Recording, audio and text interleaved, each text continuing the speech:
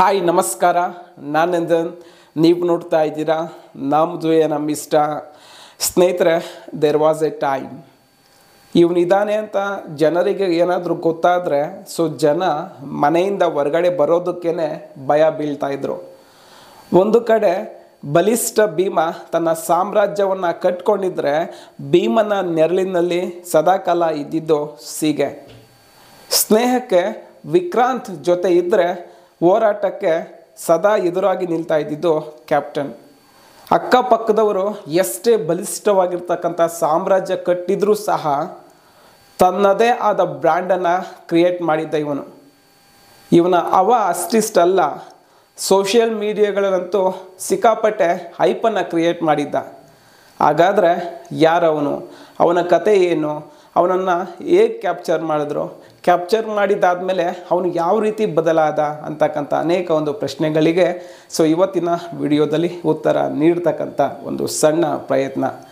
ಸ್ನೇಹಿತರೆ, ಈ ಒಂದು ಸಣ್ಣ ಪ್ರಯತ್ನಕ್ಕೆ ಸದಾಕಾಲ ನಿಮ್ಮ ಬೆಂಬಲ ಇರಲಿ ಅಂತ ಆಶಿಸುತ್ತಾ ಒಂದು ಸ್ಮಾಲ್ ರಿಕ್ವೆಸ್ಟ್, ನೀವಿನ್ನೂ ನನ್ನ ಚಾನಲ್ಗೆ ಸಬ್ಸ್ಕ್ರೈಬ್ ಆಗಿಲ್ಲ ಅಂತಂದರೆ ದಯವಿಟ್ಟು ಸಬ್ಸ್ಕ್ರೈಬ್ ಆಗಿ, ವಿಡಿಯೋ ಇಷ್ಟ ಆದರೆ ಲೈಕ್, ಶೇರ್, ಕಾಮೆಂಟ್ ಮಾಡಿ ಅಂತ ಹೇಳ್ತಾ ಬನ್ನಿ ಸ್ನೇಹಿತರೆ, ವಿಡಿಯೋ ಶುರು ಮಾಡೋಣ.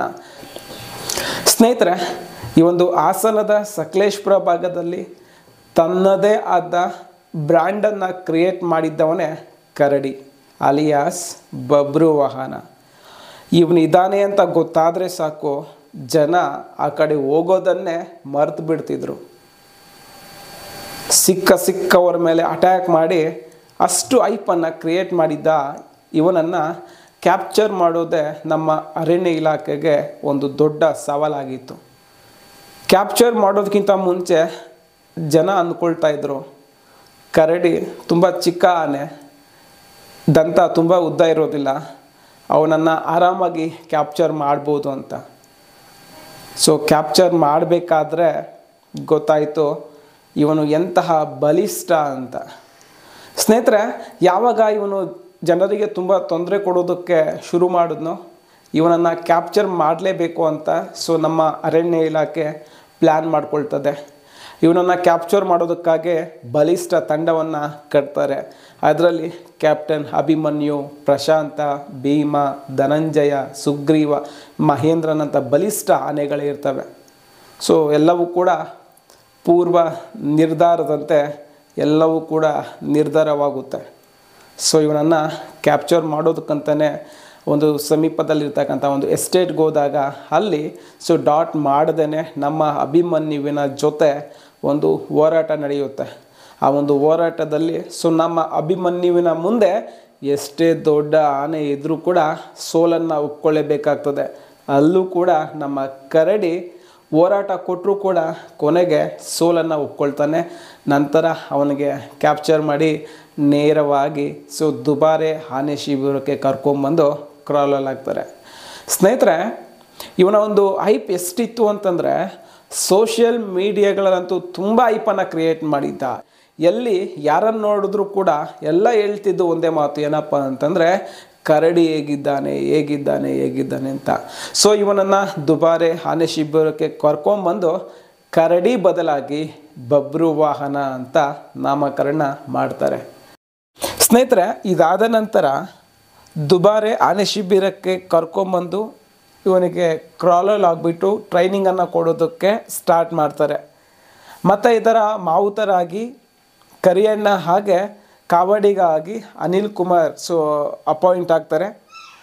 ಅಲ್ಲಿ ಇವರಿಬ್ಬರ ಒಂದು ಪ್ರೀತಿಗೆ ನಮ್ಮ ಬಬ್ರು ವಾಹನ ಸಂಪೂರ್ಣವಾಗಿ ಬದಲಾಗ್ತಾನೆ.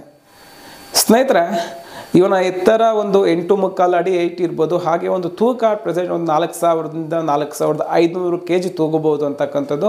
ವಯಸ್ಸಿನ ಬಗ್ಗೆ ಒಂದು ನಿಖರವಾಗಿರ್ತಕ್ಕಂಥ ಮಾಹಿತಿ ಅನ್ನೋದು ಸದ್ಯಕ್ಕೆ ನನಗೆ ಲಭ್ಯವಿಲ್ಲ.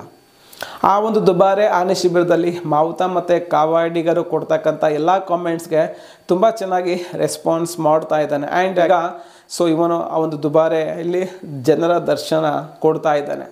ಇವನು ಅಂದ್ಕೊಳ್ತಾ ಇರ್ಬೋದು ಏನಪ್ಪ ಅಂತಂದರೆ ನಾನು ಮುಂಚೆ ಜನರ ಮೇಲೆ ಅಟ್ಯಾಕ್ ಮಾಡಿ ತಪ್ಪು ಮಾಡಿದ್ನೇನು ಅಂತ. ಯಾಕೆಂತಂದರೆ ಈ ಜನ ಇಷ್ಟು ಒಳ್ಳೆಯವರು ಇದ್ದಾರೆ, ಇವರೆಲ್ಲ ನನಗೆ ಇಷ್ಟು ಪ್ರೀತಿ ಕೊಡ್ತಾ ಇದ್ದಾರೆ, ಇಂಥ ಜನರ ಮೇಲೆ ನಾನು ತಪ್ಪು ಮಾಡ್ದೇನೋ ಅಂತ ಸೊ 100% ಬಬ್ರು ವಾಹನನಿಗೆ ಫೀಲ್ ಆಗುತ್ತಾನೆ ಇರುತ್ತೆ.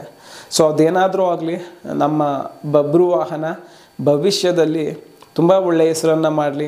ಸ್ನೇಹಿತರೆ, ತುಂಬ ಜನ ಅಂದ್ಕೊಂಡಿರೋದೇನಪ್ಪ ಅಂತಂದರೆ ಬಬ್ರು ವಾಹನ ತುಂಬ ಬಲಿಷ್ಠವಾಗಿರ್ತಕ್ಕಂಥದ್ದು, ಹಾಗೆ ಅಷ್ಟೇ ಧೈರ್ಯಶಾಲಿ.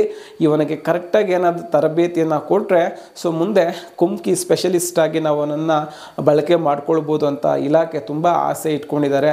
ಅವರೆಲ್ಲರ ಆಸೆ, ನಮ್ಮ ಆಸೆ ಒಂದೇ, ಏನಪ್ಪ ಅಂತಂದರೆ ನಮ್ಮ ಕರಡಿ ಅಲಿಯಸ್ ಬಬ್ರು ವಾಹನ ತುಂಬ ಚೆನ್ನಾಗಿರಲಿ, ಹಾಗೆ ಇನ್ನೂ ತುಂಬ ಸ್ಟ್ರಾಂಗ್ ಆಗಿ ನಮ್ಮ ಅರಣ್ಯ ಇಲಾಖೆಗೆ ಸೇವೆ ಸಲ್ಲಿಸಲಿ, ಅವ್ನು 100 ವರ್ಷ ಚೆನ್ನಾಗಿರಲಿ ಅಂತ ಆ ಒಂದು ದೇವರಲ್ಲಿ ಬೇಡ್ಕೊಳ್ತಾ ಈ ಒಂದು ಸ್ಮಾಲ್ ವಿಡಿಯೋನ ಇಲ್ಲಿಗೆ ಮುಗಿಸ್ತಾ ಇದ್ದೀನಿ. ಹಾಗೆ ಈ ಒಂದು ವಿಡಿಯೋ ನಿಮಗೆ ಇಷ್ಟ ಆಗಿದ್ರೆ ವಿಡಿಯೋನ ಲೈಕ್ ಮಾಡಿ, ಶೇರ್ ಮಾಡಿ. Thank you.